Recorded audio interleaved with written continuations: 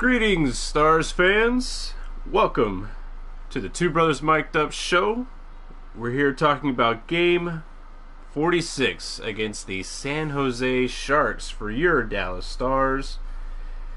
Stars lose 4-3 in overtime. If you didn't know, we sit down after each and every Stars game to talk about what we saw in the previous game and give you our thoughts, what we saw, all that good stuff.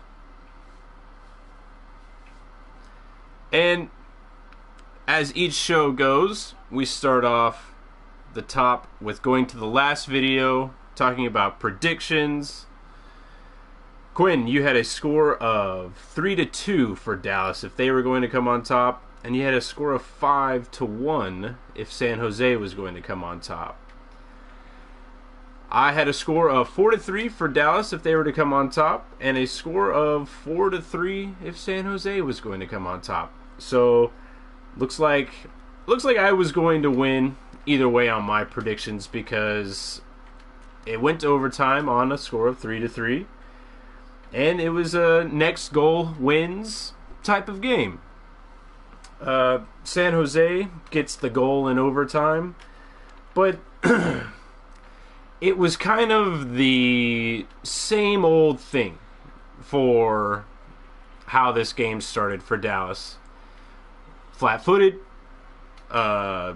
careless with the puck, a lot of just terrible defensive plays. We see right off the bat, we see Oduya and Demers just get caught flat-footed and then just get blown by the San Jose Sharks forward, and he just walks in on Niemi. Niemi makes a great stop, a little awkward, but it's still a great stop. It's what the Stars needed. But I mean, the Stars didn't have energy in this game either until they had to display energy. Talk about, Quinn, what you saw from the beginning of the game, and as the game went along, how'd you feel about Dallas? Well, I think you nailed it. They started off really slow. It looked like they had no energy to play. They were getting out physical. I don't even think that's a word, but when you use it, they got out hit, they got outplayed, they got no puck possession game whatsoever, and it's starting to become a problem. Not a big one at this point because they're still working, they're still fixing it, but this first period play is starting to become the killer for the Dallas Stars. Yeah, it really is, because teams are starting to see that the Stars are weak physically. I mean, when you watch a Dallas Stars game, you don't think that they're going to dominate physically. You just don't. It is, like you said, it's becoming a problem because the Stars aren't answering it at all. I mean, they try to, and they'll try to, pick up the hitting and everything like that, but it ultimately just wears them down because they don't know how to counteract it right now. In the beginning of the season, this was going on, but the Stars were using their speed, their mind, their playmaking ability, because they are a very skilled team. But when we're going up against the big boys in the league, especially against the California teams, these are the big teams in the NHL. You go up against the Winnipegs and the St. Louis Blues, they're going to try to out-hit you out of the game. And I just don't know if the Stars are built for a long run in the playoffs right now. I know it's a little crazy to be talking about playoffs right now, but I think right now with the trade deadline approaching, that the Stars need to get out and get some grit. Now you could be saying, well, Zack, we have Jamie Benn, we have Roussel, we have mowing. It's not enough. Our defense is weak. You know, we have skill guys and we have defensive-minded guys in Oduya and Demirs, but they're not out there changing the game. This is the worrying part. Good teams have one good, solid, big defenseman that can go out there and throw their weight around. I.e., San Jose Sharks, Brent Burns. Brent Burns in this game was out just throwing his body around, doing whatever he wanted.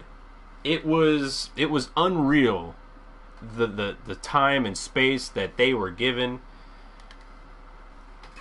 And I don't know. This isn't supposed to be, you know, a big negative thing, because you know what? The Stars did actually come out and they did have energy in the third period. You know, they looked as if they were, you know, getting their act together. They actually get on the scoreboard first with Hemsky, because we have goals by Hemsky in the first period, Vlasic and Tierney in the second period, and then we have goals by Tyler Seguin, Vlasic, and Spezza in the third period. So the Stars made a game out of this, but it just seemed like they were ultimately caught off guard against the San Jose Sharks, because I think the San Jose Sharks, once blood got into the water, they didn't stop. You know, they kept coming towards Dallas's defense. They kept pressuring.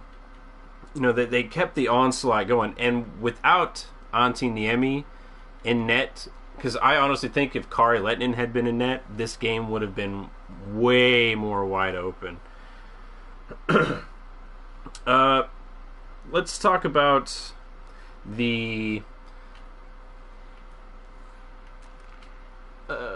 let's talk about the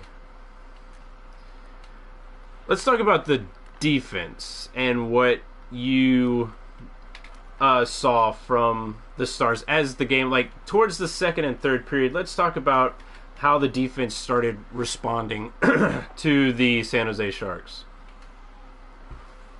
The defense, it's starting to become apparent that other than our second line defense, we really don't have anybody who's a physical player. Yeah, we have Jordy Ben, but how many times do you ever hear Jordy Ben making the great hit, making the great play to change the game? You don't really. It usually comes from Demirs, sometimes Oduya.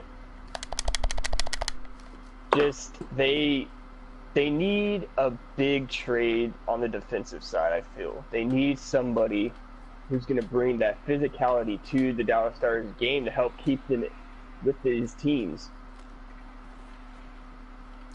Yeah, that's why I think that Dallas should be eyeing a big-time defenseman for the trade deadline. You know, our offense is kind of set. I am starting to think that Dallas is having depth issues. They, apart from the top six, I don't think our depth is going to bail us out anymore. I don't think we can rely on the Eakin or Roussel or Eves anymore. I honestly think our depth is starting to show that there are problems in scoring, because I going about the offense is very left hand, right hand. You know, on the right hand, you have a top six that has potential to be the best. I mean, our top line is one of the best in the NHL. But when you get to the second line, you have Spezza, and you have Nichushkin, you have Janmark, and now Spezza getting a goal in this game. Janmark staying pretty stellar with his play. You have Nichushkin, who's hot and cold. He might not score another goal for 12 games. It was nice seeing Ales Hemsky get a goal, but that was his fourth goal of the season, which, I mean, it's now becoming that this dude is just, for some reason, this system just isn't working for Ales Hemsky. Granted, he's not really getting top 6 minutes like how he was supposed to, but he's not really shooting all that much anymore. He is making bad plays with the puck when it comes to passing and everything like that. It's Ales Hemsky, this is probably his last season with us. It'd be nice to see if we could get something for him for the trade deadline. Maybe go after a top 4 defenseman. Because, I mean, with Goligoski and Klingberg are starting to wear down. They're starting, especially Klingberg. I mean, I know it's only his second season and he's still fresh in the NHL, but that's a guy right there that, is he going to be able to stand up to the physicality of the NHL against men? And right now, if he doesn't go get stronger in the off season, there's going to be a big problem, because he's not going to be able to dance around every single person, and as we've seen in the past 2 weeks. And I think his conditioning needs working. And Goligoski, he was great at the beginning of the season, but now it's it looks like he's back to like that old Goligoski, to where I wouldn't be sad to see him go. Oduya and Demers have had problems the past 2 weeks. I mean, this whole team has had problems. But the one thing that we've tried to rely on is the scoring, the offense of this team. But depth has now become a problem, because we're not getting goals outside of Jamie Benn, Tyler Seguin, Spezza. I mean, we're getting Janmark, he's scoring, but where's the depth that we thought we had? And the one bright shining star on this team has to be Niemi, Janmark. I honestly think that Niemi had a really good game. Without him, that game is a lot more wide open. He had one bad goal that I think he would have loved to have back, and that was the Vlasic power play goal in the third period, where he's peeking off to the wrong way. That was just a poor decision on his part, but a lot of the other goals, you can't fault him on it. I thought the officiating was very spotty.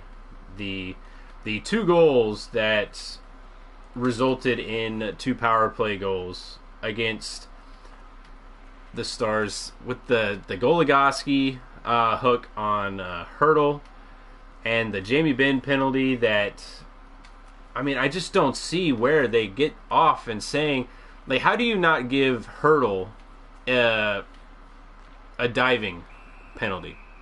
That was one of the more egregious dives that you could see out there.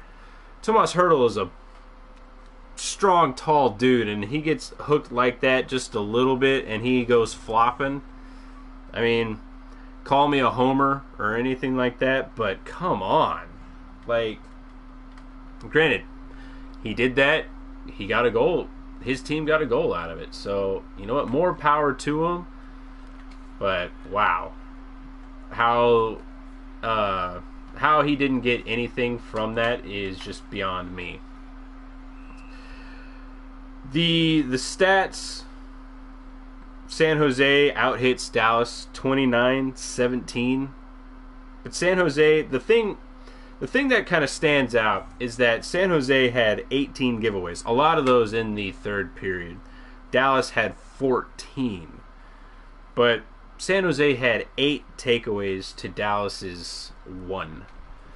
So San Jose, when they were turning it over, they were working to get it back. They were working to stay in this game. They weren't going to go away quietly. The Stars showed their resolve, and this was a better game than the Anaheim game. Much better game. This is the Dallas Stars team that needs to show up against the LA Kings.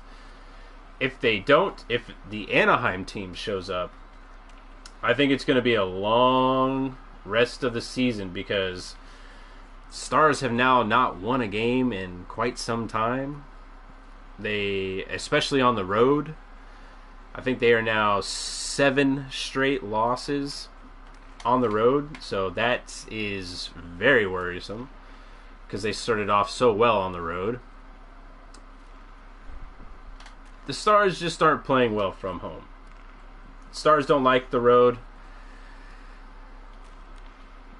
What kind of a bright PowerPoint shining star would you take away from this match? What positive do you think that the Stars build on with this game? I mean, the one thing that I always like to point out is just Matthias Janmark. He's been the top player, I think, for the Dallas Stars, and I don't know, like the last couple of weeks, he's showing no breakdown in his game. He's skating hard. He's playing physical to his extent. He's scoring goals. He's keeping the Stars going.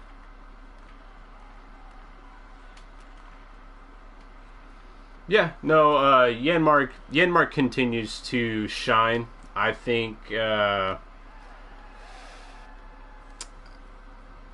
like the play from Sharp still. I think he's still out there, and he's still trying to contribute. That guy. Oh, yeah, I don't deny that. I think Matthias Janmark and Sharp have been the best 2 Dallas Stars players for the month of January. Yeah. It's what's worrying is that, a lot of this game here, we didn't really hear a lot from Tyler Seguin until he gets his goal. Yes, we like Tyler Seguin getting a goal, but I didn't really feel as if he was an offensive threat. The offense that Tyler Seguin has had has really taken a dip. He's not getting the looks that he wants, really. He's not fighting to get the ice that he needs. Jamie Benn continues to try to fight, try to claw his way to the front of the net. As we saw in the third period on the power play, he makes a real good power move, similar to the one that he did in Anaheim. And that is a little worrisome, because we don't get anything from Jamie Benn or Tyler Seguin until Lindy Ruff reunites the Supernova line with Spezza, Benn, and Seguin. Now, I was a huge fan of that line last year. I thought that when they were on the ice, they make incredible things happen, and like we saw today, they get 2 goals. They get 2 goals in the third period to take us to overtime. And the one problem about that line is, once you team up those 3, there's not much after that. So let's talk about the overtime. I had a lot of big issues with the Stars' overtime. Now, the Stars had showed their energy. They had showed their resolve to fight and get back into this game. But it's the lack of pressure, the lack of energy that the Stars had. The Stars were kind of non-existent in the overtime. They, especially on the hurdle goal with Demers, Sharp, Eakin out on the ice. I mean, they let Vlasic kind of just dance over there on the boards, and then Demers, whenever he was with Hurdle, he just barely throws his stick out. Just no kind of stick pressure, no kind of puck pressure, no kind of body pressure. He just goes, to try to see if he could get a little poke check, and then Hurdle just turns around and throws it on net and scores. Short side. Like, it was unbelievable to see the Stars work hard and show effort in this game and then give that in the overtime. Quinn, talk about what you saw in the overtime. I kind of questioned the fact that they put Eakin out there. Like, yeah, he's a good player. He hasn't shown much this season, but you know, he's vital to this team right now, I think. But I don't think he's a 3-on-3 player. I think he needs to be used mainly for penalty kills and empty net goals. I feel like they should have had Spezza and Achushkin, or Spezza and Janmark, or Sharp, or some, like, more of our offensive players out there. Well, I mean,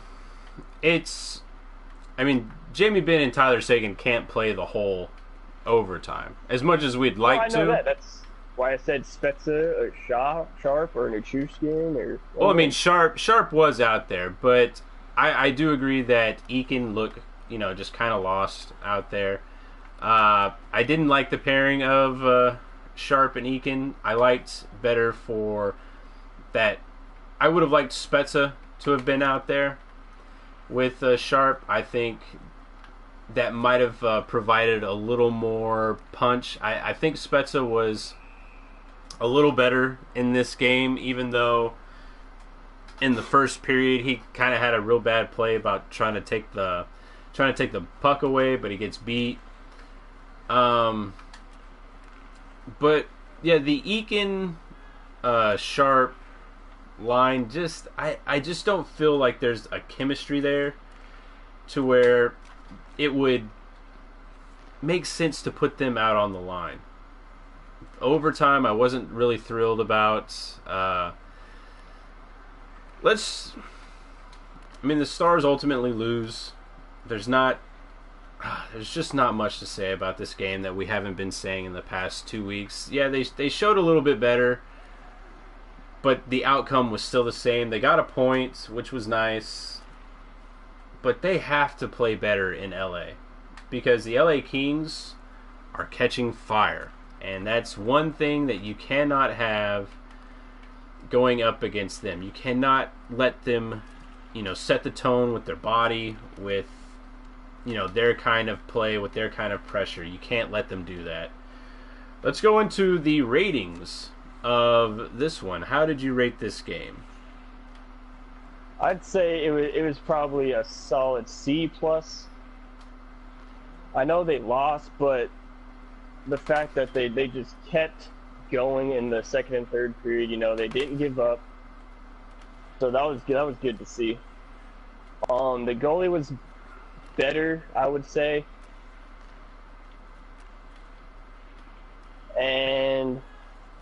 But the overall, first period, the overtime play just killed it for him. Yeah, the goalie was better.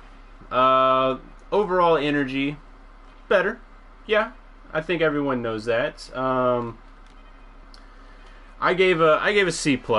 Oh no, actually I gave a C-. I gave a C- because they fought. They were able to get into the overtime period. I liked the fact that Jamie Benn, Tyler Seguin, Spezza, they all worked in unison again, like we've seen that they can do, to get the Stars back into this game. I liked seeing that they were able to score first, and